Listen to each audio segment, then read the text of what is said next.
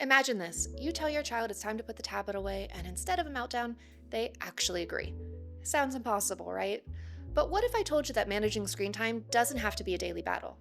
There are ways to reduce screen time without constant arguing, without power struggles, and without making your child feel like you're punishing them. In this video, I'm going to share 10 ways to cut back on screen time without fights, frustration, or feeling like the bad guy. So stick around because these aren't your typical just set a time limit kind of tips.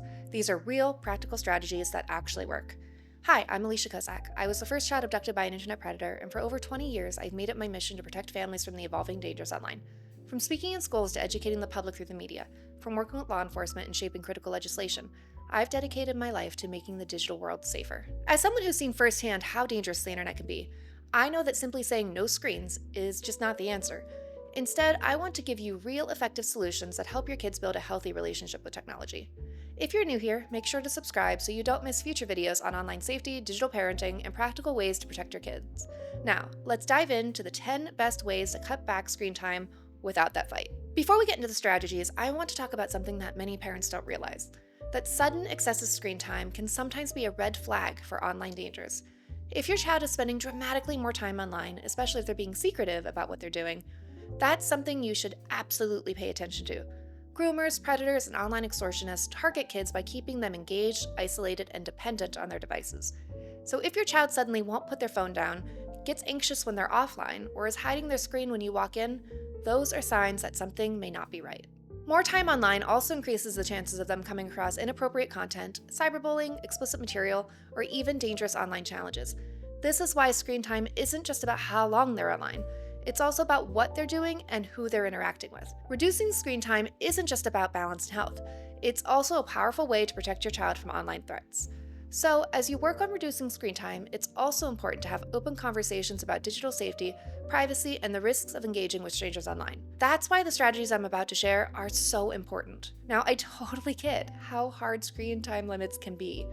Even now as an adult, I find myself getting sucked into my phone sometimes. But the difference is, as adults, we've learned how to self-regulate, and our kids haven't yet.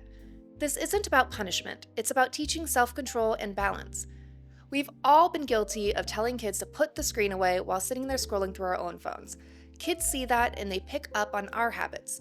So this means if we want to instill healthy guidelines, we have to also model the behavior that we want them to follow. Instead of making screen time the default, make it a reward for completing important tasks first.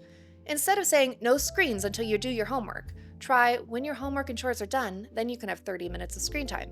This shifts the focus away from screens and makes it feel like something they earn rather than something that's being taken away from them. When you do this, you help them see their responsibilities, like homework, chores, or extracurricular activities, as priorities that come before leisure. It also teaches them a lesson in time management. If they want that screen time, they'll naturally learn to get their tasks done more efficiently. For some families, it helps to add a playful twist. For example, you can keep track of how many chores or responsibilities they complete or convert into screen time minutes. If your child cleans their room without being asked, maybe that translates into an extra 5 minutes. Just be careful not to turn screen time into the be-all, end-all reward that overshadows other activities. Think of it more as a structured incentive rather than a bribe. Eye strain and digital fatigue are real, and kids often don't realize how long they've been staring at a screen. And a lot of kids do need their computers for schoolwork, which can blur the line between academic and recreational screen use. So one technique you can use is the 20-20-20 rule. Every 20 minutes, have them look at something 20 feet away for at least 20 seconds. This small break reduces eye strain, resets their focus, and naturally limits long screen sessions. Teaching kids to take breaks from their screens helps prevent them from becoming dependent on that screen. These little breaks also give you an opportunity to check in with them about what they're working on. For younger kids, you might use a fun timer that dings every 20 minutes, and then they can stand up, stretch, maybe look out the window or maybe down the hallway. Older kids might roll their eyes, but if you talk about how this can actually help them feel less tired and do better work, they'll be more willing to maybe give it a shot. If they get used to this practice, it can also help them develop healthy habits that could last into adulthood, whether they're studying, gaming, or just scrolling through social media. Instead of cutting screen time, balance it with other healthy activities.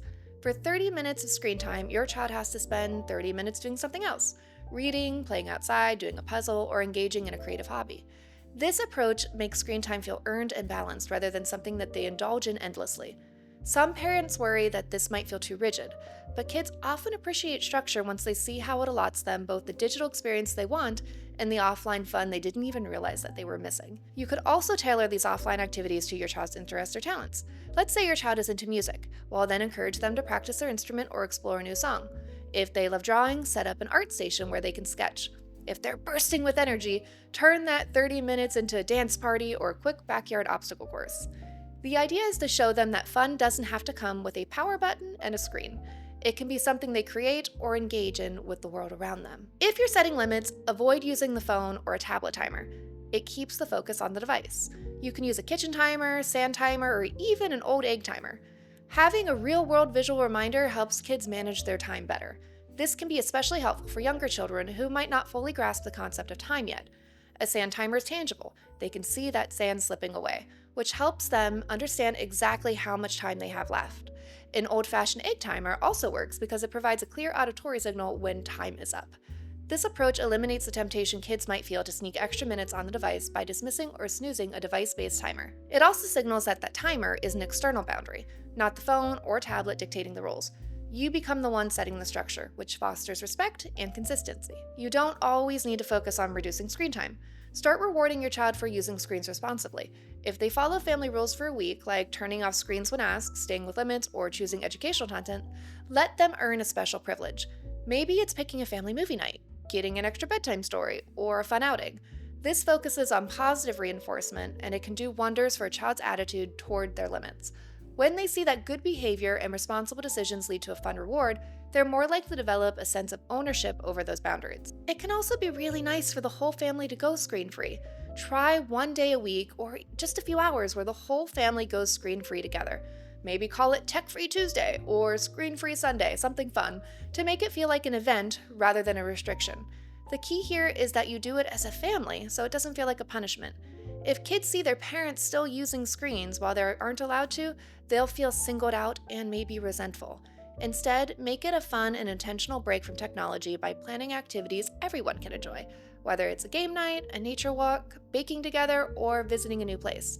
It can help to set expectations in advance so kids know what to expect and don't see it as a surprise punishment. Talk about it positively and frame it as an exciting opportunity to connect, rather than something that's being taken away. You can also let kids have a say in how you spend your screen-free time.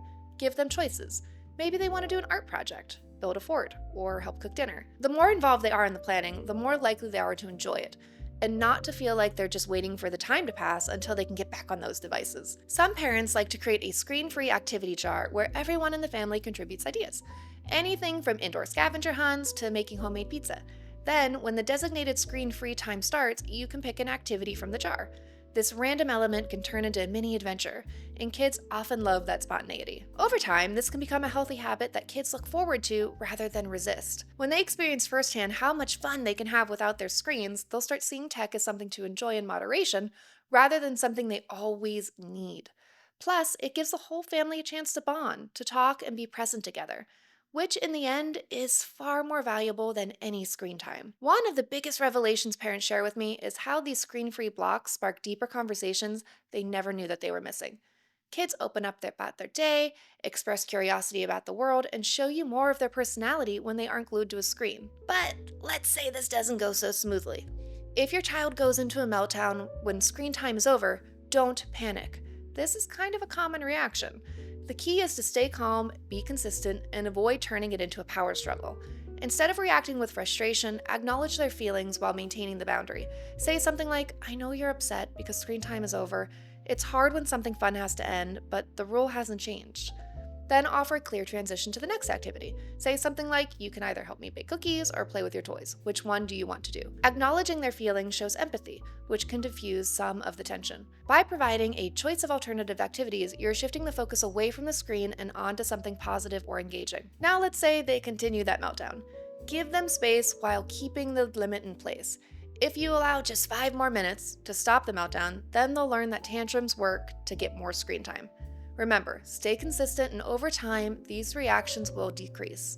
Yes, it might feel tough in the moment, but consistency is what teaches them boundaries and teaches them that those boundaries are not negotiable. So there you have it, 10 ways to reduce screen time without that fight. The key takeaway? Managing screen time doesn't have to feel like a punishment. When you give kids choices, set realistic boundaries, and make screen-free time enjoyable, they're far more likely to cooperate without that pushback. Consistency, empathy, and open communication are the pillars that make these tips truly effective. If you find your family struggling to adjust at first, give it time. New routines can definitely take time, and this likely won't be an immediate change. So now I want to hear from you. What's the biggest screen time battle you've had in your house?